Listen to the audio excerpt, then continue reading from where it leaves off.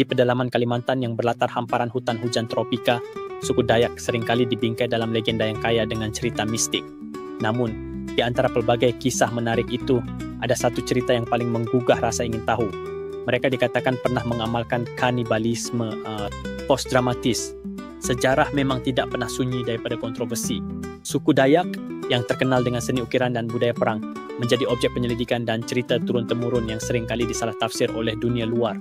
Dalam buku-buku lama atau catatan penjajah awal, ada beberapa kisah yang mendakwa bahawa orang Dayak memiliki ritual tertentu yang melibatkan kanibalisme. Dakwaan ini diperkuat oleh lukisan-lukisan lama yang menggambarkan adegan ritual dan kajian antropologi yang kabur. Namun, realitinya tidak semudah itu untuk disimpulkan. Kanibalisme, istilah yang begitu sensitif dan penuh dengan stigma, membawa makna yang seringkali tidak dipahami sepenuhnya. Dalam salah satu catatan lama disebutkan bahawa orang Dayak pernah mempraktikkan kanibalisme ritual, bukan untuk makanan tetapi sebagai simbol kemenangan selepas perang. Namun cerita ini menimbulkan lebih banyak persoalan daripada jawapan. Jika amalan itu benar-benar wujud, adakah ia dilakukan secara meluas atau adakah ia hanya dilakukan oleh klan tertentu dalam keadaan luar biasa? Malangnya, bukti saintifik dalam hal ini sangat terhad.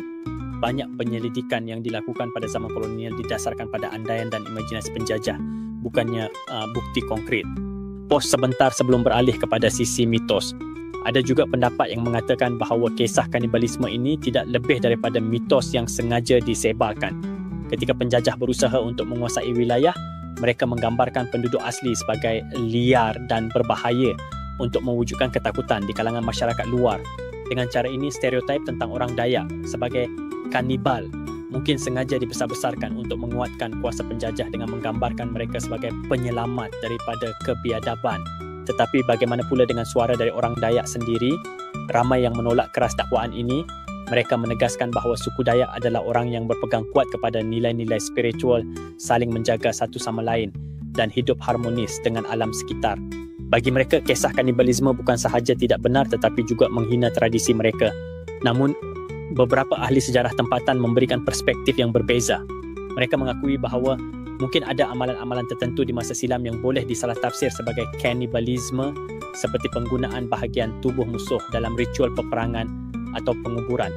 Tetapi mereka menekankan bahawa praktik tersebut sudah lama ditinggalkan dan tidak pernah menjadi sebahagian daripada budaya harian suku Dayak. Jadi, bila kita berbicara tentang kanibalisme suku Dayak, kita berhadapan dengan dua sisi yang saling bertentangan, fakta sejarah dan persepsi mitos.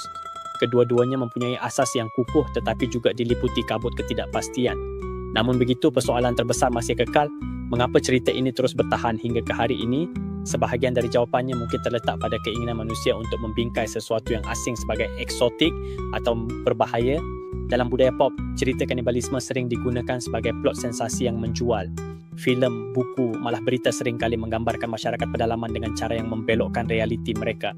Ketika kamera dokumentari mengarah ke kehidupan sebenar mereka, orang Dayak menunjukkan keindahan budaya mereka.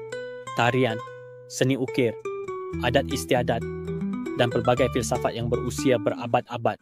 Sedikit pun tidak menunjukkan sisi kanibalistik yang sering dibayangkan oleh dunia luar. Penutup cerita ini memerlukan renungan. Adakah kita sebagai masyarakat global bersalah kerana mempercayai cerita yang tidak dapat dibuktikan kebenarannya? Atau adakah kita terlalu cepat menolak tradisi kuno tanpa memahami maksudnya yang sebenar? Pada akhirnya, kisah kanibalisme suku Dayak menjadi cerminan bagaimana mitos dan fakta seringkali bertembung dan membentuk persepsi kita. Cerita yang kita pilih untuk percaya mungkin bukan soal benar atau salah, tetapi soal bagaimana kita memahami budaya dan sejarah manusia. Hutan Kalimantan dan suku Dayak sendiri mengajarkan kita satu perkara yang jelas. Keindahan sebenar terletak pada pemahaman, bukan stereotip. Dan di sinilah kita hanya mampu bertanya, adakah legenda kanibalisme ini mitos yang tidak berdasar atau fakta yang sengaja disembunyikan? Jangan lupa like, share dan subscribe untuk lebih banyak kisah-kisah dari seluruh Nusantara. Terima kasih.